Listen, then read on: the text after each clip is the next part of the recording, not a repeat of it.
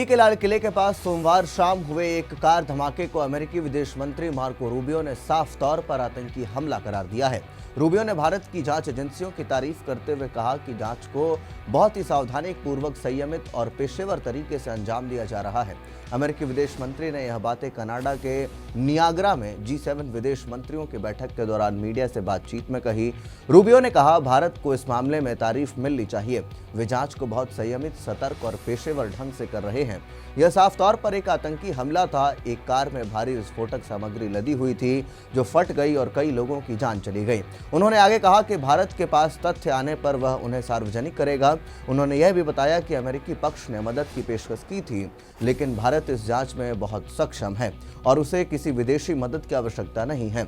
अमेरिकी विदेश मंत्री ने बताया कि उन्होंने भारत के विदेश मंत्री एस जयशंकर से इस धमाके के मामले में बातचीत की। उन्होंने कहा कि इस दौरान दोनों नेताओं ने इस घटना में मारे गए लोगों के परिवारों के प्रति संवेदना व्यक्त की और जांच की प्रगति पर चर्चा की। उन्होंने कहा कि इस दौरान दोनों नेताओं ने इस घटना में मारे गए लोगों के परिवारों के प्रति संवेदना व्यक्त की और जांच के प्रति प्रगति पर चर्चा की।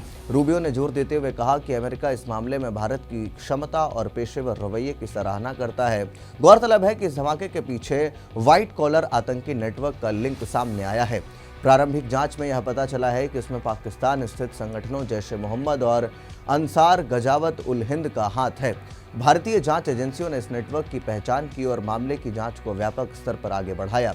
जांच में धमाके की योजना, आरोपी और विस्फोटक सामग्री की आपूर्ति से जुड़े सभी पहलुओं की समीक्षा की जा रही है।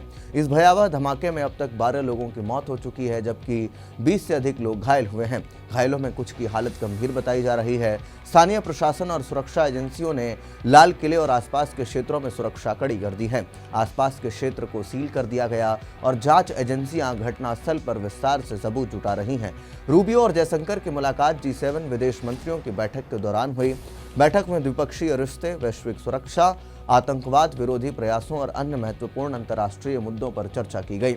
रूबियो ने इस मुलाकात के दौरान स्पष्ट किया कि अमेरिका इस आतंकवादी घटना की गंभीरता को समझता है और भारत के प्रयासों का समर्थन करता है। विशेषज्ञों का कहना है कि दिल्ली में हुए इस हमले ने सुरक्षा और खुफिया एजेंसियों के लिए एक गंभीर चेतावनी भी दी है।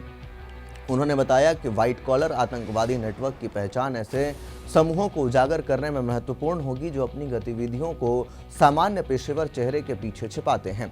इसके अलावा पाकिस्तान आधारित संगठनों के भारत के भीतर सक्रिय होने की पुष्टि से यह मामला और संवेदनशील बन गया है। इस पूरे घटनाक्रम ने न केवल राष्ट्रीय सुरक्षा एजेंसियों को सतर्क किया है, बल्कि वैश्विक समुदाय को भी यह संदेश दिया है कि आतंकवाद अब किसी एक देश तक सीमित नहीं रहा। अमेरिका जैसे देशों की ओर से भारत की जांच को समर्थन मिलना यह दर्शाता है कि अंतर्राष्ट्रीय सहयोग आतंकवाद के खिलाफ निर्णायक भूमिका निभा सकता है।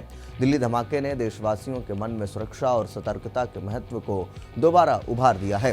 जांच एजेंसियां लगातार जांच में जुटी हैं और दोषियों को जल्द गिरफ्तार करने के प्रयास में हैं। वहीं सरकार ने सुरक्षा व्यवस्था को और सख्त कर दिया है ताकि भविष्य में इस तरह की घटनाओं को रोका जा सके। तो वैसे में अमेरिका ने जो भारत के पक्ष में ये बात रखी है कि ये बहुत ही अच्छे ढंग से इस पूरे नेटवर्क का पर्दाफाश किया जा रहा है और भारत की जो एजेंसियां हैं वो बहुत सटीक तरीके से काम कर रही हैं। इसको लेकर के आप क्या कुछ सोचते हैं? इसके पीछे क्या मकसद हो सकता है अमेरिका का? इसके पीछे क्या वजह हो सकते हैं अमेरिका के इस मीठे बोलने के पीछे, इस तारीफ करने के पीछे? कमेंट बॉक्स में अपनी राय लिख करके ज़रूर बताएं। तब तक के लिए दीजिए इजाज़त। धन्यवाद।